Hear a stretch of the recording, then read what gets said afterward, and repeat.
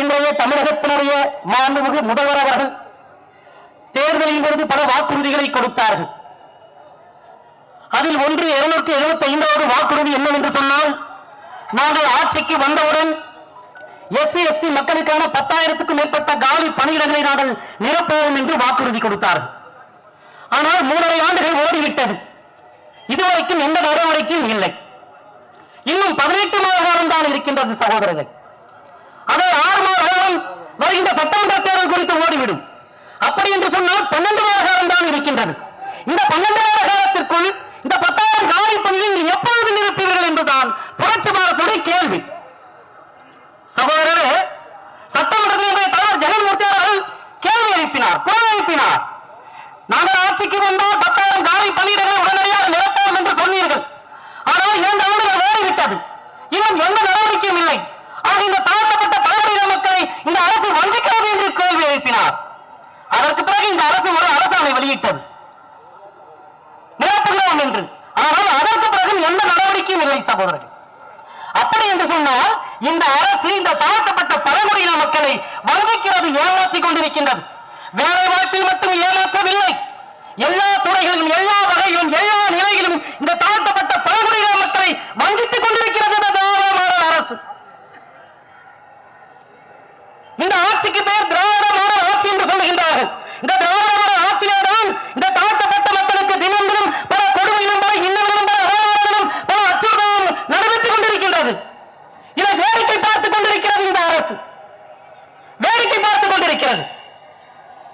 இந்த சமூக நீதி ஆட்சி என்று சொல்லிக் கொண்டிருக்கிறார்கள். இந்த சமூக நீதி ஆட்சியை தான் இந்த தாழ்த்தப்பட்ட பழங்குடியின மக்களை எந்த அளவுக்கு நசுக்க முடியாதோ அந்த அளவுக்கு நசுக்கி கொண்டிருக்கிறது இந்த திராவிட மாடல் அரசு, இந்த சமூக நீதி அரசு.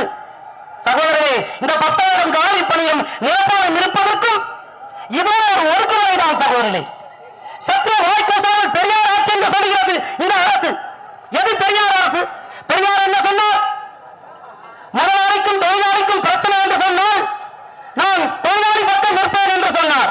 அந்த தொழிலாளியுடைய வீட்டில் கணவனுக்கும் மனைவிக்கும் பிரச்சனை என்று சொன்னால் நான் மனைவியின் பக்கம் நிற்பேன் என்று சொன்னார். வலியோருக்கும் எளியோருக்கும் பிரச்சனை என்று சொன்னார், நான் எளியோர் பக்கம் நிற்பேன் என்று சொன்னார். நான் கேட்கின்றேன், பெரியார் அரசு என்று சொல்கிறது, இந்த அரசு எளியோர் பக்கம் நிற்கிறதா? அப்படி எளியோர் பக்கம் நிற்பதாக இருந்தால் இந்த 10,000 காலி பணியிடங்களை நிரப்பியிருக்க வேண்டாமா? நிரப்பியிருக்க வேண்டாமா? 1000 ஆண்டுகால அடிமனத்தில் விடுதலை யாரும் பிச்சை போட்டு விடவில்லை. தட்டு தடுமாறி தலைமுறை இன்றைக்கு நிற்கிறோம் என்று சொன்னால் அதற்கு காரணம் புரட்சியாளர் அந்த அம்பேத்கர் அவர்கள்.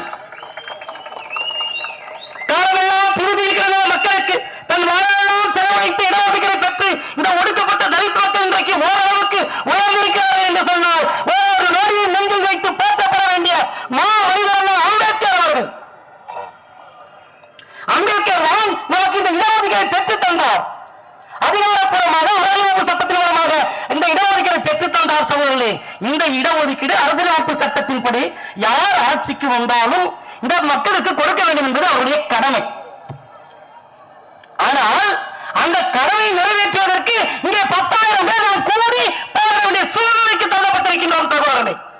நம்முடைய உரிமை வீதிக்கு வந்து வைத்த வாயிலத்தில் கேட்கக்கூடிய சூழ்நிலை இருக்கிறது என்று சொன்னால் இதை விட ஒரு அவமானம் இந்த ஆட்சிக்கு உண்டா? ஆட்சிக்கு உண்டா என்று கேட்கிறேன். 10,000 காலி பணியில் நிரப்பவும் சொன்னீங்க, தேர்தல் போது மக்கள் என்ன நினைச்சாங்க? நமக்கு வேலை கிடைக்கும் சொல்லி இந்த மக்கள் எல்லாம் வாக்களித்தார்கள். வாக்களித்த மக்களை வாழ வைப்பீர்கள் என்று பார்த்தால் சகோதரி மாறாக வாக்களித்த மக்களுக்கு வாக்கரிசி நினைக்கிறது இந்த திராவிட மாடல் அரசு. ஒரு குடும்பத்தில் ஒருவனுக்கு வேலை கிடைச்சது சொன்னா அந்த குடும்பமே முன்னேறுங்க. குடும்பம் மட்டுமல்ல, அவருடைய தலைமுறையே ஒளிமயமாக இருக்கும் சகோதரர்களே. அவருக்கு வேலை கிடைச்சதுன்னா பொருளாதாரம் இருக்கும். பொருளாதாரம் இருந்தா தன் பிள்ளைகளை படிக்க வைப்பான். அதனால டாக்டர் ஆகும், இன்ஜினியர் ஆகும். டாக்டர் இன்ஜினியர் படிச்ச என்ன நினைப்பான்? தன் பிள்ளை IAS ஆகும், IPS ஆகும் நினைப்பான். இப்படி அவருடைய எண்ணமெல்லாம் உயர்ந்த நிலையை கொண்டு செல்லும். அப்படி உயர்ந்த நிலையை கொண்டு செல்லும் எது என்று சொன்னால் கல்வி சகோதரர். அப்படி அந்த கல்வி கற்க வேண்டும் என்று சொன்னால் பொருளாதாரம் தேவைப்படுகிறது. பொருளாதாரம் தேவை என்று சொன்னால் வேலை தேவைப்படுகிறது.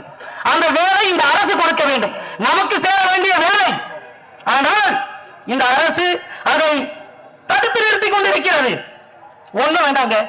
1990 சொன்னாங்க. அது 2010 26,614 பேருக்கு தான் வேலை இருக்கிறது குறைச்சிட்டாங்க. அது விடுங்க, 2022 எந்த ஒரு ஆளெடுப்பும் இல்லாம 27,614 பணியிடங்களை 10,402 குறைஞ்சிருச்சுன்னு சொன்னாங்க. குறைக்கப்பட்டது. 2023 எந்த ஒரு ஆளெடுப்பும் இல்லாமல் இப்போது 10,402 பணியிடங்களை குறைச்சு 4,115 சொல்றாங்க. கழுத தேஞ்சு கட்டணமான கதையா இன்னைக்கு 4,115 பேர் தான் வேலைன்னு சொல்றாங்க. சகோதரே, தலைவர் ஜெகன்மூர்த்தியார் மட்டும் கேட்கவில்லை என்று சொன்னால் சத்தியமாக சொல்கின்றேன், குழிதோடி பாய்த்து விடுவார்கள். குழிதோடி பாய்த்து விடுவார்கள். எப்படி குறைந்தது என்று இந்த அரசு விளக்கம் சொல்லுமா? அதாவது இந்த அரசு சொல்லாம சொல்லுங்க, போடா போ, காவலை போட்டு சேர்க்காது, போடா போ, மனக்குழந்தை பார்த்தாரு.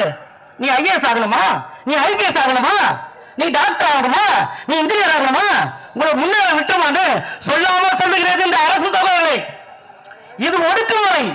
ஒடுக்குமுறையும் ஒடுக்குமுறை, சாதிய ஒடுக்குமுறை. சகோதரர்களே, சாதிய ஒடுக்குமுறை. இதைதான் அம்பேத்கர் அவர்கள் சொன்னார்கள். இது மூளையில் படிந்த படிவம் என்று சொன்னார்கள். இது இந்த ஒடுக்குமுறை என்பது முன்வரையாக இருந்தால் அறுத்தெறிந்து விடலாம், கல் சோறாக இருந்தால் இடித்தெறிந்து விடலாம். ஆனால் இது மூளையில் படிந்த படிவம் என்று சொன்னார்கள். அதாவது ஒரு பிரைவேட் கம்பெனியில ஒரு மேனேஜர் இருக்காரு. அந்த மேனேஜருக்கு கீழே ஒரு 10 பேர் இருக்காங்க. அந்த 10 பேரை பர்மனன்ட் பண்ணணும். ஆனா அந்த மேனேஜர் என்ன பண்ணுவார் தெரியுமா? முதல்ல 3 பேர் மட்டும் தூக்குவார். அந்த 3 பேர் யாருன்னு சொன்னா அவன் சாதிக்காரன். மீதி 7 பேர் எஸ்சி இருப்பான். இவன் கொஞ்சமா நினைச்சு பார்த்தாங்க, 2 பேர் ஒரு எஸ்சியாவது இருக்குன்னு நினைக்க மாட்டான். அந்த 3 பேரை முதல்ல தூக்குவான். காரணம் என்ன தெரியுமா? அதான் சாதி. அப்போ அந்த 3 பேரும் இவங்கிட்ட போய் சொல்லணும்னு அவசியம் கிடையாது. நான் உங்க சாதிக்காரன் மேல தூக்குங்க, ஏன்னா பர்மனன்ட் பண்ண சொல்ல வேண்டிய அவசியம் கிடையாது. அவன் பையில போட்டவர்களாக இவன் நம்மளோட மேல தூக்கிடுவான். இதுதான் மூளையில் படிந்த படிவம். அந்த 7 பேரை ஒடுக்கின்றானே, இதுதான் சாதிய ஒடுக்குமுறை. இதுதான் அம்பேத்கர் சொன்னார்கள், மூளையில் படிந்த படிவம் என்று சொன்னார்கள். சகோதரே, நான் சொல்லுகின்றேன், அந்த மூளையில் படிந்த படிவத்தின் வெளிப்பாடுதான் இந்த திராவிட மாடல் அரசு.